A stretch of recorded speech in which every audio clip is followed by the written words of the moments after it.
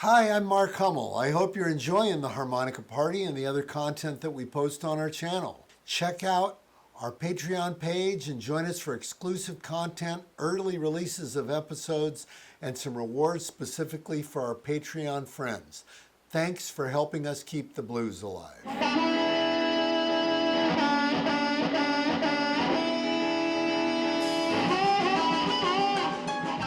All right, welcome everyone. My name is Mark Hummel, and this is Mark Hummel's Harmonica Party. I'm in Berkeley, California at the Freight Salvage with Louisiana resident and longtime bluesman Kenny Neal.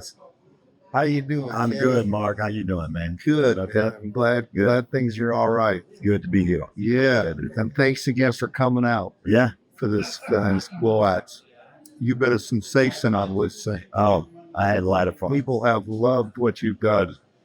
So we're going to talk to Kenny about his career in blues and his family and all the different things that he's done, because I've kind of known you long enough to kind of have some ideas to a lot of the stuff that you've done. How old were you? You got 10 brothers and stuff? I'm the oldest of 10 kids, 7 boys and 3 girls. Okay. My mom had 5 boys straight, and we was getting tired of boys.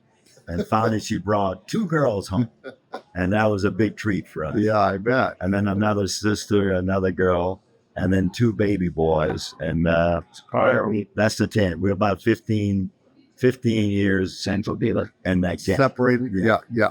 Wow. From me to That's a youngest huge family. Yeah.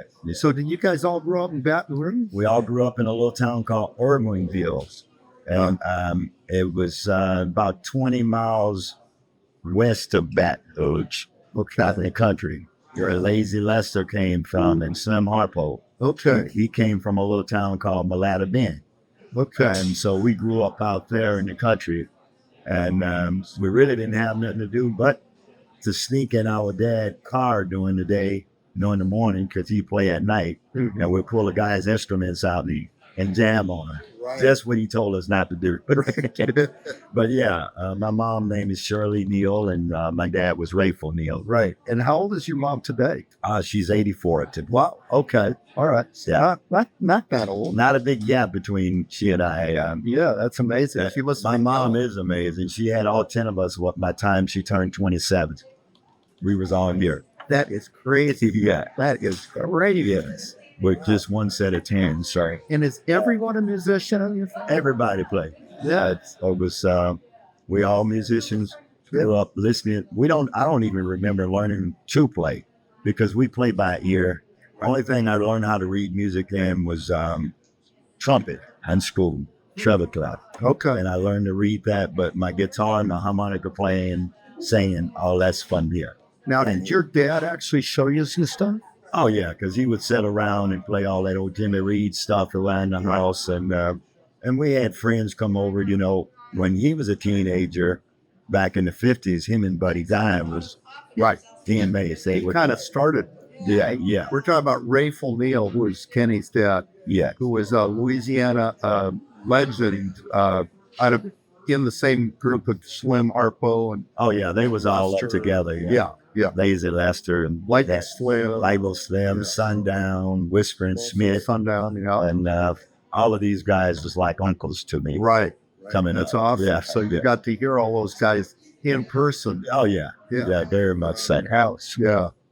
So I think that's where I get it from, because I don't remember as a kid, some kids grow up, discover they want to play blues after they're 15, 16 years old. Right. I don't even know when it started. Russ is always Always there. Yeah. You were always around. around. Yeah. Yeah. Now, you remember meeting Buddy Guy? When you were little? Oh, very much. But Buddy left my dad's band in 1957.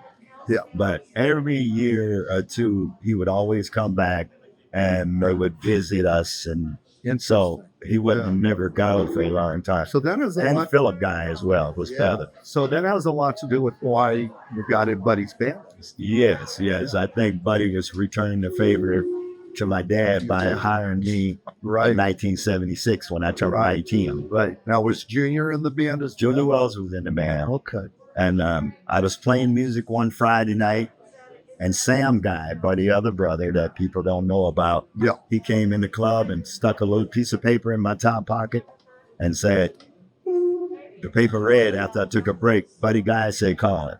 So I go to the telephone booth. It was a dime then, but I didn't even have that. I called him collect. Right. Wow. And he said, well, Philip said he was down in Baton Rouge a couple of weeks ago and he heard you play bass and we need a bass player. And I'll speak to your dad. But if you're interested, I'd like for you to come and meet us at Ann County's in Austin, Texas. So you flew straight And that was a Friday night. And Buddy was playing that next Tuesday. And I never left home before. He was saying, you know, if you can pack your suitcase, I wanted to say, what suitcase? You know, right. I gotta go get one.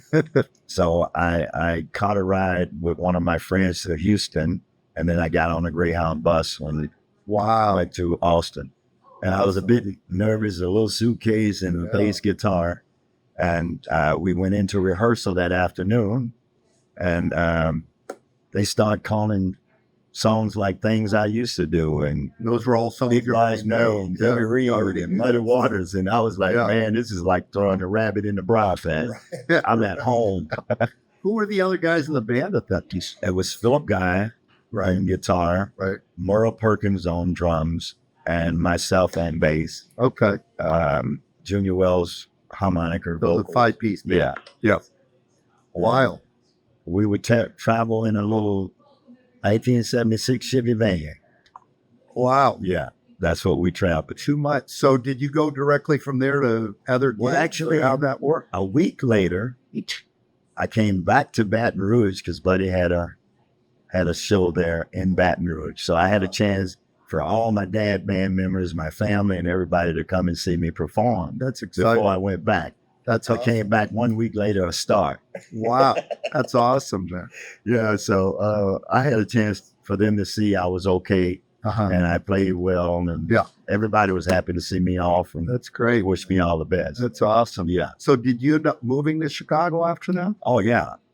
And you said Junior really looked out for you. Yeah, I never forget. I had a 73 Thunderbird at the time, and I left all that back home with my mom. And I went to Chicago, empty hands, shooting. Yeah. And when I got there, I realized after I got there what they mean when they say the hot. Right. It was coming. That cold weather. And, you know, in the South, we would wear them little knit pants. Right. Which was too thin. So you knew what they were saying about when they said where the weather include clothes. Yeah. So Junior Wells took me under his wings and says, son, I'm gonna have to take you down to Jewtown here and get you some clothes. Right. You know, right. And we go down in the market and he would get these big, heavy wool coats for me and rice cans and stuff. He taught me the ropes. And that's cool. And that is so cool. He become like an uncle to me. Yeah. Yeah. Much more than Buddy did. Yeah. Buddy was my homeboy. I thought he was going to be the one. But he didn't really. No. Yeah, that's interesting. No, he didn't. I've always heard that. I have to give it to Junior for that. Yeah. I'd always heard that Junior was the guy. Yeah, and it was so amazing because in Baton Rouge, my dad and I with the band, I was always going to pick up the musicians and setting up the equipment for my dad and stuff like that. And we would play on weekends because Monday to Thursday, it was just quiet. Right. But then I got to Chicago and every night of the week, it was music. Something was happening. And that was totally new to me and amazing. Yeah, I bet. You know, on Monday at 10 o'clock in the morning, Lefty Diz would be playing music at 10 in the morning. So it was just the band was cranked up. Yeah. Wow. And I had never seen anything like that. So I thought that was the coolest thing. Yeah, that is amazing. It wasn't boring to me at all. Right. You know. So who do you remember from Chicago when you were there? Oh, man, I remember Carrie Bell. I remember the Aces, Louis Miles, Dave Miles, Fred Belo was close to me. Johnny Dollar. We had Johnny Dollar around there. We had the Scott brothers, you know, back then. Oh, just tons of them. James Cotton. Right. Muddy Waters would come down on Mondays at the at the Blue Monday Jam. Was it at Teresa's? No, it wasn't. It was at Checkerboard. Oh, at Checkerboard. But Teresa's, we had a good time Right. down there at Teresa's. So that was going in the same. Yeah, junior. That was junior club. When he Junior's came. Club. Yeah. Yeah, Miss Teresa was like his mom to me. Right. And I would go from Checkerboard to Teresa. Right. That was And it. Checkerboard was Buddy's club Yeah. at the time. Yeah. Sammy Longhorn, the Right. Sammy guitar. great. Man, he was so great. Probably knew Primer from that. Oh, I knew Primer was in the band down there. Right. Yeah, he was in the band. We had some funny stories together, but Yeah. all them guys I remember. And, Yeah. and they accepted me with open arms. Right. Because they know I was a newcomer from the South, just like they did when they got there. Exactly. So they That makes just sense. looked after me. That's awesome. Yeah. Yeah. So And did you pretty much stay on the road when you were with those guys? was on the road with Buddy and Junior a lot. Uh-huh. And when you'd get back home, you'd be... Dick Waterman was our manager and Oh, he was the booker, right? Yeah, Right. and- Great. and What? Up 3 cents. That's what. I'm sorry I can't remember her name. Bonnie Raitt. Oh, Bonnie Raitt. Bonnie Raitt was opening up for us Wow. with what's the guy named Bilo? Oh, I remember. Yeah, I know. Freebo. Freebo. They used to travel in a van, Right. and everywhere we would play, they would open up because they was under Dick Waterman and Right. And I remember she made a record that had Buddy and Junior out the Yeah. very first truck. Yeah, Bonnie Raitt was the opening act back. Right. That's amazing. Yes. Yeah. So, how long were you with them, you think? I stayed with Buddy from 76 to probably about 81. 81. Okay. 81. Good 'cause I 5 moved years. to Toronto, Canada, Right. and got married up there, and And you were there for a good while, too. yeah, I stayed there long enough to get to know the blues circuit there, and I joined a band called the Downchild. Downchild was huge. Donnie Walsh. Yeah, they were And, huge down there. I was their lead singer for a couple of years. Right. What? And it just inspired me to start writing my own music as well. Right. So Right. it was a good learning for me to Yeah. move from the Chicago area and get where it was a little more confined Right. in Canada. So I had to work harder Right. because you couldn't just walk in and say, "Hey, I'm a blues artist, can I get a gig?" Yeah. You need your resume. But at that time, I didn't know what a resume meant, Right. but you had to have your package Yeah. together. What was your first recording? My first song I did was called Shoobity Doo Blues. And was that on your own? That was your own record. That was just 45 that I made. I got a grant from the government in Canada. In Canada. Yeah. Okay. To do my project. And so I recorded, I think, about 7, 8 songs. Wow. And some of them was used on Alligator Records. Cool. So was Alligator your first label that you put in? For label. And was that through Bob Greenlee? Yeah. Bob Brandon, King Snake Records down there. And what was the name of that record again? Take that.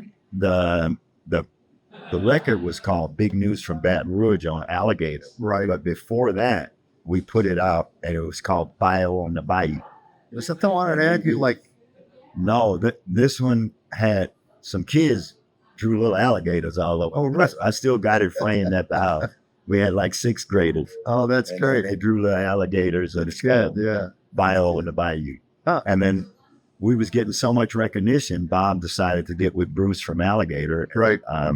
Such a cool. Bruce signed us up, repackaged the same album, took a couple of songs off, and called it Big News from Baton Rouge. Okay. And how many you've done a few for I Alligator? think I did about six albums albums, for Alligator. something like that. Yeah. Yeah. And then you also recorded for Blind Pig. Is that Blind Pig, I did a couple for them, and Yeah. Tell Art Tell Us? Yeah, I knew you were on Tell Art. and Cleopatra. I don't know that records there from LA. Oh, okay. Yeah. I did the Bloodline. Right. Okay. And then you were nominated for some Grammys. For which records were you nominated? Bloodline. Okay, is that the newest? Way back we did an album. It wasn't my album, but it was a tribute to Oh, the James Cott. tribute to Hollywood. Oh, okay. Yeah. All right. And with Hubert Sumner's and all of these guys and Sam Lake Okay. on drums, and Yeah. it was just old school guy. Yeah. Yeah. And was Henry Gray on it? Henry didn't make that. She did with us. Okay. We did that up to here, Boston. Okay. Boston. So was that an album and a It was out there. Okay. No tour. No tour. But Okay. yeah. Wow. Yeah. So we did that, and man, so many more after that. Yeah. Start. So was Sam Lay and you were guys are young, what sometime? Oh yeah, man. Yeah.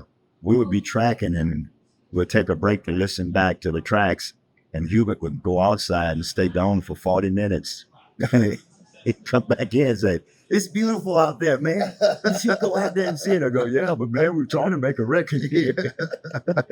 He's a little oblivious to He it. just come back so happy, man. Yeah. Not even thinking, we're looking for him to raise those tracks. Thanks. But, Now, it was all fun. When did you do the Broadway, the Mule Bone thing on Mule Bone happened around 90, 91 because I was on my third album with Alligator. Okay. I was so excited that my career was taking off with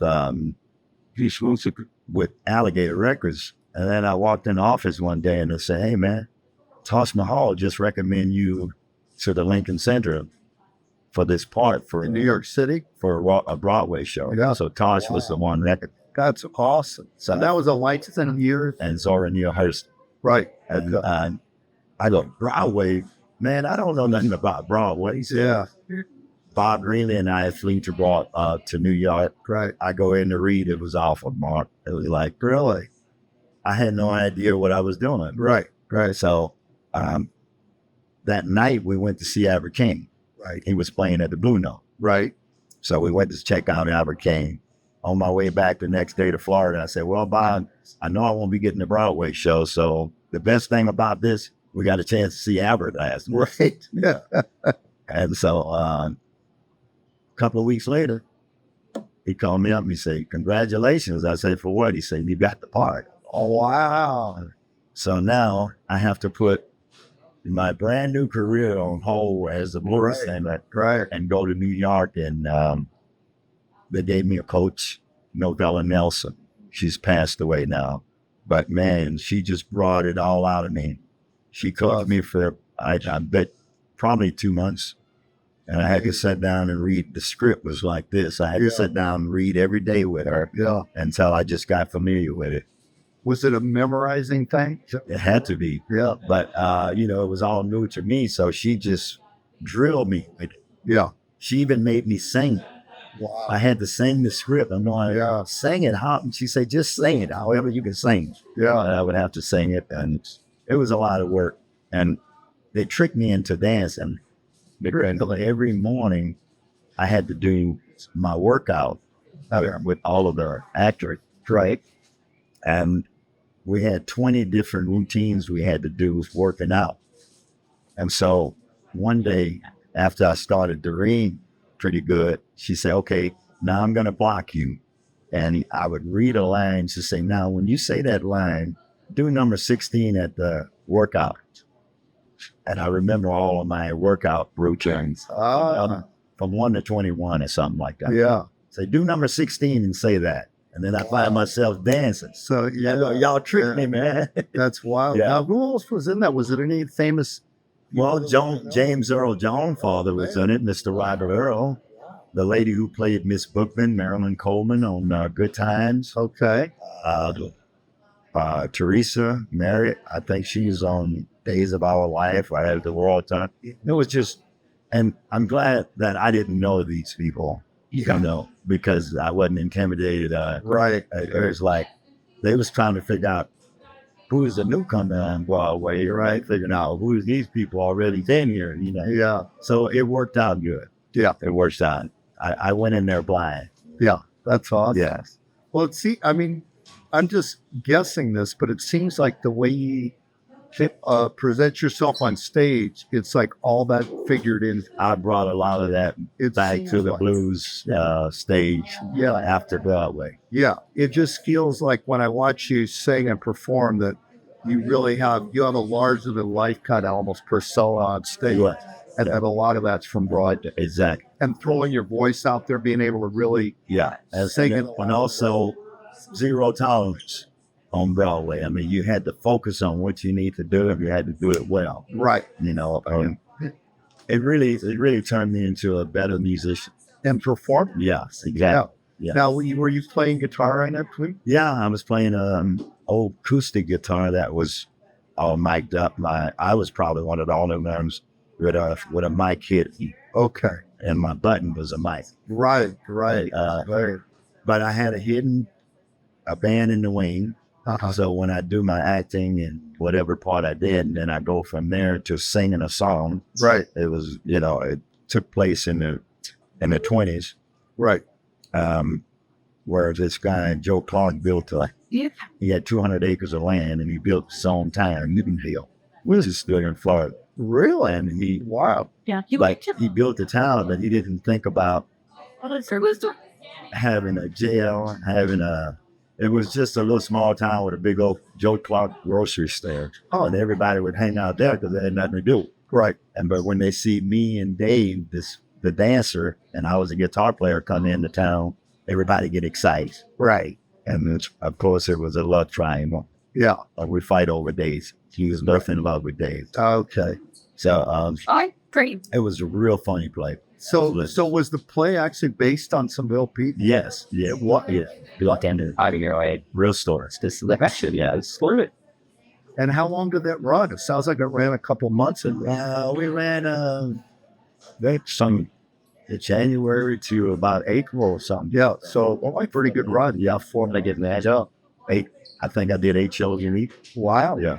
Matinees twice. Yeah. Saturdays. So do you feel like that really must have boosted your popularity open to something? Very much so. Yeah. Yeah. Yeah. After I left there, which all the hype with Broadway, Right. it made an easy pass for me. Yeah. She does. And so then you got right back into music? Got back into the blues and done. Yeah. Yeah. Yeah. And so, I mean, how much would you say you've toured? I mean, you've toured all over the world. No doubt. Yeah. Yeah. I don't know, man. Sometimes I used to try to beat Mr. B.B. King out. Right. Just working like He said, well, Kenny, how many dates you did this year? I said, I did 270. He said, I got you beat, son. I could never get him, man. That's amazing. I could never get it. Amazing. Yeah. I used to try to top him at, 390 almost. That's like 290. Yeah. That is hard. Yes. That's really hardcore work. How will you do 15, 20 countries a year? Yeah. That's Hey, have you been to what countries have you? I know you've been to Russia, right? Been to Russia. Have you been to China? No, I did Tokyo. Tokyo? So you've done Japan? Yeah, I did Japan. Me and B.B. King did it a couple of times. All through Australia. Yeah. Germany, France. It's done Europe. Yeah. Like crazy. Yeah. I think you went to Turkey, right? It's been to Turkey about 4 times. Yeah. With that one group? Yeah. Yeah. Yeah. It's just Essen Blues Fest. Right. The longest blues festival running blues festival in the world. Really? It's Turkey. Wow. And you have 41 nights out of about 46. Gee, And they was right on time. that must have run you guys right. Man, it was crazy. Oh, that's It was hard. crazy. And it was well organized. Yeah.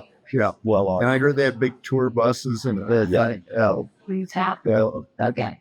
So tell me about some of your road stories, man, as far as like, I mean, I'm sure you've seen it all Oh, man. in terms of like bad weather and just breakdowns and Yeah. Well, club owners that don't want to pay. we didn't have breakdowns. We didn't have See, Dad, it's like shows canceled. right. Because you're going to go within so many miles and they shut the highway down. Right.